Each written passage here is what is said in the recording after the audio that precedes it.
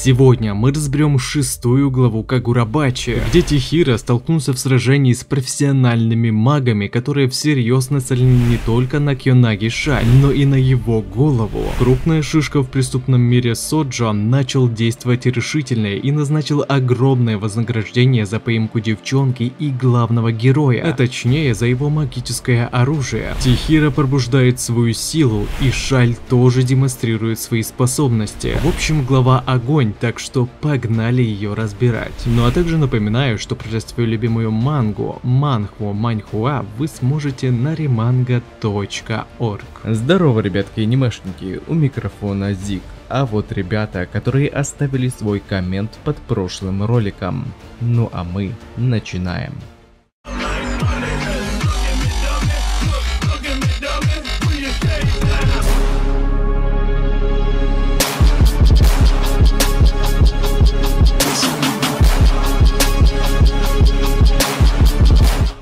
Повествование начинается с того, что главный герой замечает появившееся перед ним человеческое месиво и то, что его машину окружили какие-то люди. Тихира осознавал, что окружавшая его толпа не представляла из себя местных горожан, поскольку ранее никто из работников фастфуда даже и не замечал Шаль, ибо та вдобавок еще и скрывалась за дверью. А значит, они точно пришли за ними, и Ракухира заранее держал свое оружие наготове. После чего окружившие его челики активизировались, поплыли и все свои массой хлынули к машине Сибы, ворвавшись в которую внутри началась целая ахинея, полностью заблокировавшая им выход. Одно только скажу, очень сейчас жаль машину весельчака Сибы, и надеюсь, у него есть средства на новый транспорт, поскольку далее, схватив девчонку, главный герой с помощью своей катаны вырывается из автомобиля. Оказавшись на улице, Тихира предстал перед лицом нападавшего на них охотника, который уверял, что бежать им больше некуда, поскольку влиятельная шишка преступного мира Соджо Геничи готов был выложить любую сумму за поимку девчонки, а также магического меча ГГ. Это объявление было выложено в некую базу объявлений, и по выражению лица Хинао, дела были настолько плохи, что она аж начала нервничать, потому что теперь за главным героем будут охотиться все маги в округе и не только. Ракухира же не стал долго задерживаться и тут же вместе с девчонкой бросился убегать, и следом за ним кинулись в новообразовавшиеся клоны напавшего мага. Используя магическую катану технику черный, он тут же наносит несколько рассекающих ударов по противникам, но нашествие эта атака вовсе не остановила, ибо даже по предположениям ГГ подтверждаются догадки о том, что это не люди, а дубликаты, созданные противником, к тому же из глины. А так как целью охотника была не только девчонка, но и магическая катана, маг поведал нам о силе этого могущественного оружия, утверждая, что Тихира сейчас вовсе не опытен в использовании такого страшного оружия, а значит и шансов на победу у него никакого нет. Кстати, о магических клинках. В разговоре о них был показан фрейм с демонстрацией всех известных 6 магических катан, и предположительно нам раскрыли силу каждого из них: ветер,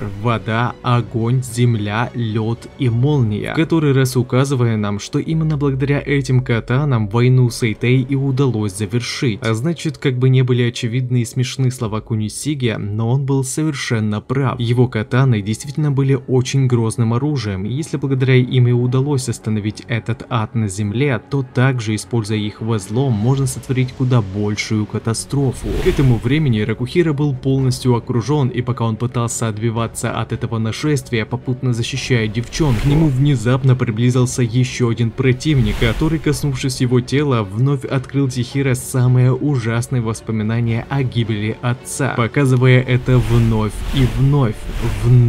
И вновь. В сознании главного героя эти ужасные воспоминания прокручивались по ощущениям как несколько лет, но в реальности же прошло всего 4 секунды, а после копошения в голове Тихира даже на ноги не мог взвестись. К тому же, во время разговора противников, пока ГГ не мог пошевелиться, нам таки раскрыли способности Шаль. Эта девчонка была одна из выживших людей рода Кёнаги, и ее особенность заключается в том, что род Кёнаги обладает по сути бессмертием, ведь после того, как как маг с промывкой мозгов сломал ей ногу, та тут же моментально восстановилась обратно, говоря, что тот, кто съест плоть человека из этого рода, будет обречен на вечную молодость. И теперь уже становится ясно, зачем она так сильно нужна была Соджу Геничи. И понятно, почему она не хотела рассказывать ГГ и Сибе причину, по которой за ней охотятся, поскольку она боялась, что и они будут ее использовать в тех же целях. После же, собираясь уходить отсюда, враг вспомнил за магическую катану и взялся уносить ее. Но тут Тихира наконец-то приходит в себя и одним точным движением, используя второй обычный клинок, отсекает противнику руку, вернув свой клинок обратно. Шок мага было трудно не заметить, поскольку он был уверен, что после его промывки мозгов пацан еще долго не сможет не то что встать на ноги, но и пошевелиться. Однако, по словам главного героя, все было проще некуда. Его источником силы была трагическая смерть отца, а этот ублюдок умышленно показал эти печальные воспоминания, сделав его ярость еще ярче. После чего, активировав технику Нисики, он одним движением срезает бошку противника и бросается прямо в толпу дублей другого мага, чтобы спасти шаль, устраивая тут настоящую резню. И вслед за этим, как только враг с глиняной магией от страха выдал себя, Тихира тут же бросается в его сторону, нанося серию рассекающих ударов.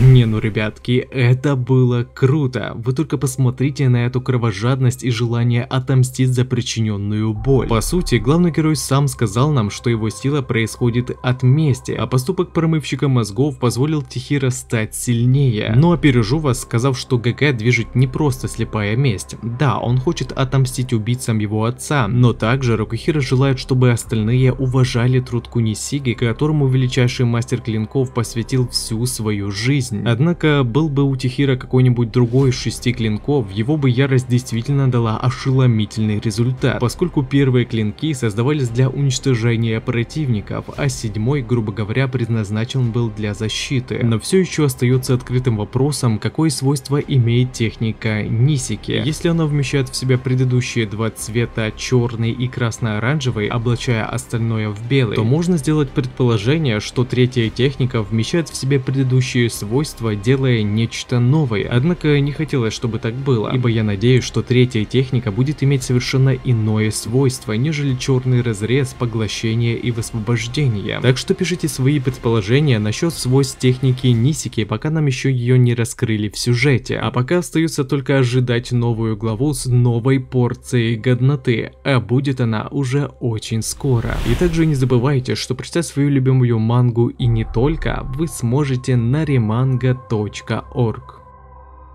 А на этом ролик подходит к концу. Пишите свои мысли по поводу этого ролика, выскажите свое мнение, что вам понравилось, а что не понравилось, и несколько комментариев поведут следующий ролик. Если тебе понравился ролик, тогда лайк и подписка для меня будет лучшей благодарностью, а также не забываем про колокольчик, ведь последнее время не всем приходит уведомления. Всем спасибо за ваш просмотр, мирного неба вам над головой и всем пока-пока.